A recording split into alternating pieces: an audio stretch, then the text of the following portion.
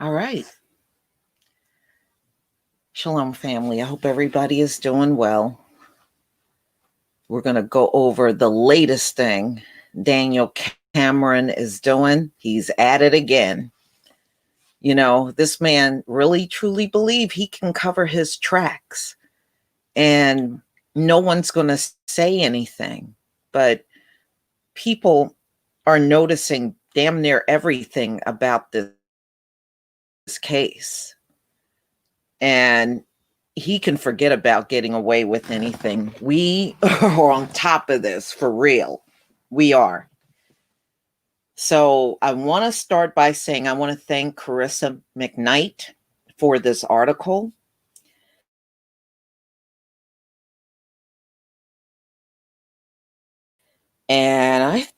So ladies and gentlemen, this is pretty recent. It came out on ABC News, and it came out on actually a couple of news organizations have really opened this up. Give me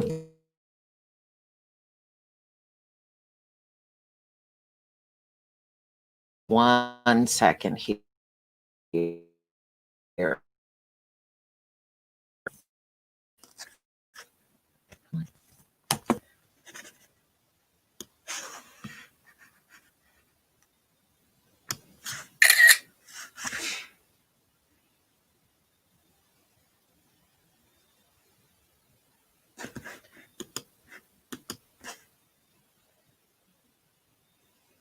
All right.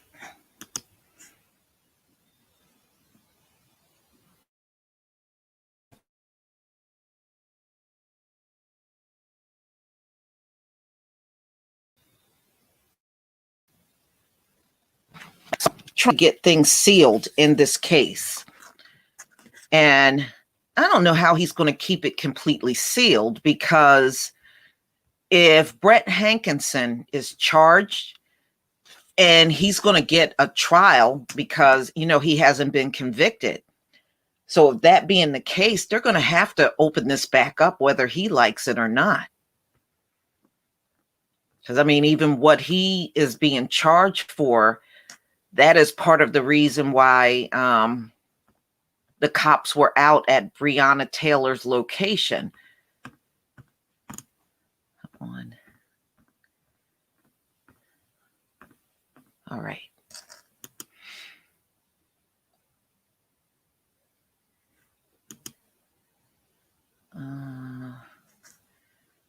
Where are you?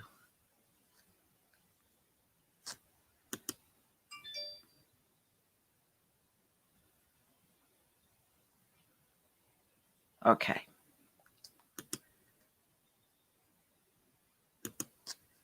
Wonder why it's not popping up here. All right, let me see what's going on here.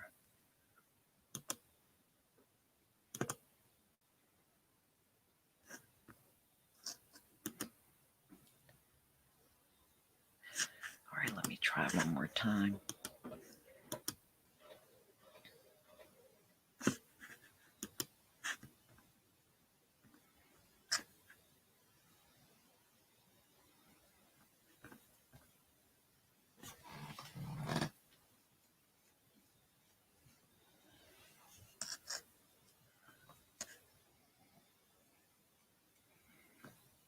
All right.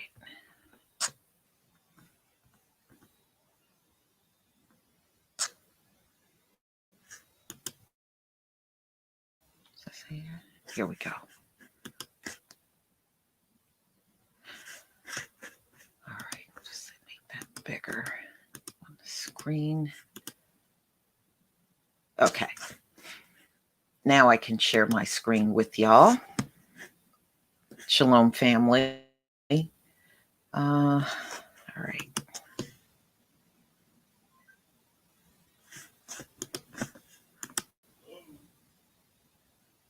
Okay. Give me a 1 if you can see my screen.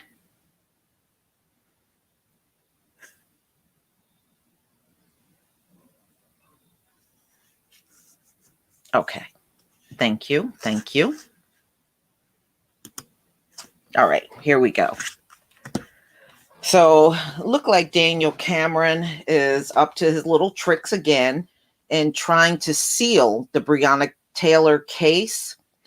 So, I guess he doesn't want any more info leaking out because every time something comes out, it looks bad.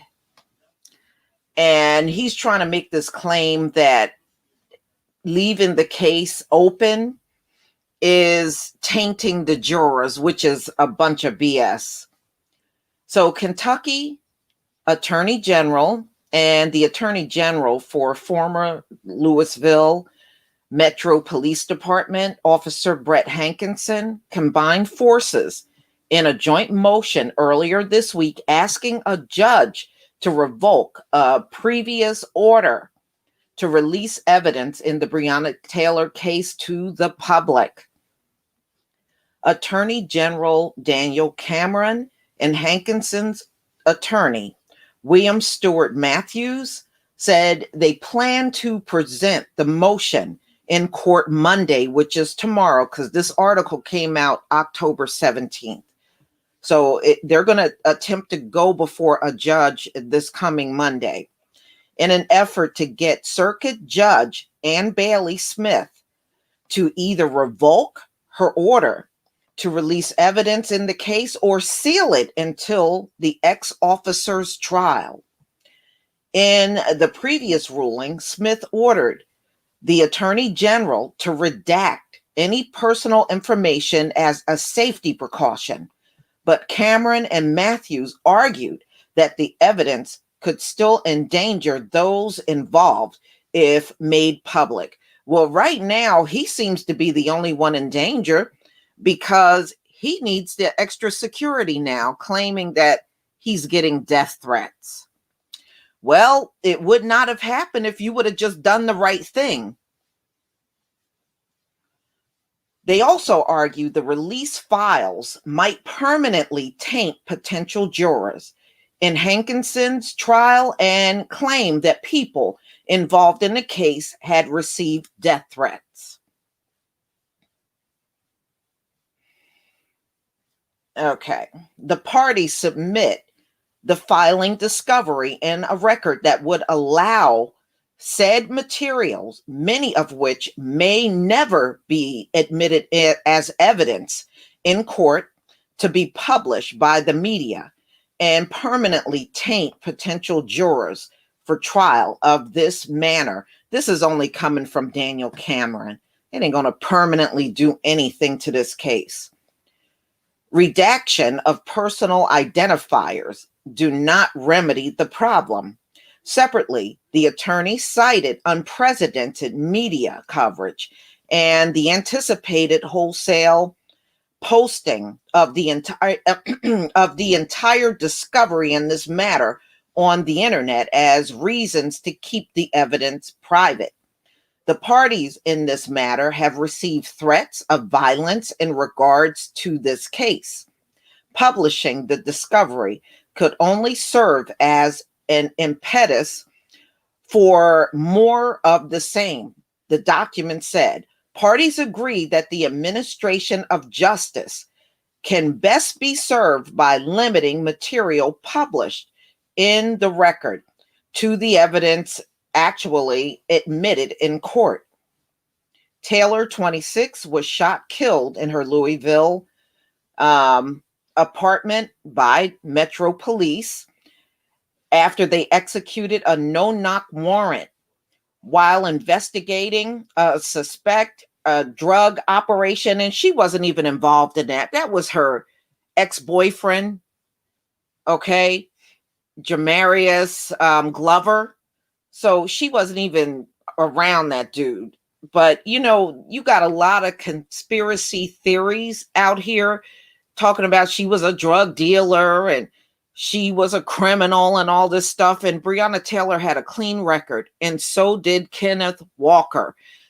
And even if that were the case, how the hell does this come out nearly 9 months after her, killing? Why didn't it come out months earlier? So it's just the usual people making up stuff. Taylor and her boyfriend, Kenneth Walker, were in bed sleeping the night of March 13th when they heard a commotion outside. After a short exchange with police, Walker said he fired his gun in self-defense and he just shot a warning shot, saying he thought the home was being broken into. According to police, anybody would have thought that with a no-knock warrant. It's easy for anybody to think something like that. The plainclothes officers returned fire, firing several shots and fatally hitting Taylor, police said.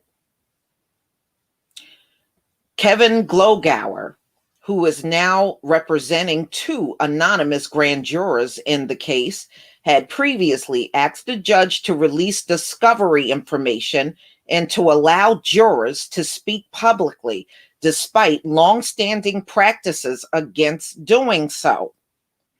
He said filing the motion over concerns about the public trust and transparency, and accused Cameron of using the jurors as a shield to deflect accountability. Exactly. See, those jurors, ladies and gentlemen, want to come forward and tell what happened when he was before the grand jury. So the only reason why he got the verdict was because he did not present all of the evidence and did not talk about Breonna Taylor at all. And many of these jurors are upset because when they watched the news, they realized something was seriously wrong with everything that was presented to them. And they did not have an opportunity to rule in the Breonna Taylor case at all. Taylor's family also advocated for evidence to be released in the case and complained about the officers not being charged for the young woman's death. Specifically, Hankinson is facing 3 counts of wanton endangerment, but neither he nor the other 2 officers involved in the shooting were charged in connection with Taylor's death. The charges against Hankinson, who fired 10 shots into Taylor's apartment, stem from an errant bullet that penetrated the wall of the residence and entered a neighbor's apartment occupied by a child, a man, and a pregnant woman, cameras said at a news conference following the grand jury's announcement. Well, the way I see it, there's only so much covering up Cameron can do. I think at the end of the day, people are going to abandon him. And he's going to be the only one left holding the bag in this whole situation. I tell you what, the next time this man is up for re-election, y'all better get rid of him. Seriously. You better get rid of him. And if you can't get rid of him, see if you can get him recalled. I don't know what the recall laws are in Louisville, Kentucky, but y'all should be doing something to get this man out of office. You can already see he is going to be of no use, just like other attorney generals in America. They're of no use to the African American community. And Daniel Cameron has showed you, no matter what goes down, even if the cop shot an innocent person, he is siding with them. He is not going to side with people in the Black community. He's already showing you this. He's already showing you this. This man got a serious problem. Don't know what happened to him along the way, but he got serious psychological issues with how he feels about the Black community. We're not imagining this stuff. This man got a real problem, and he does not need to be in a position of power where he can decide cases and get in front of the grand jury and choose what he will submit and what he will omit. So we shall see what happens Monday. I'm going to try to see if there's any news stories out there after he makes the court appearance on Monday before the judge, and making an attempt to seal the Breonna Taylor case.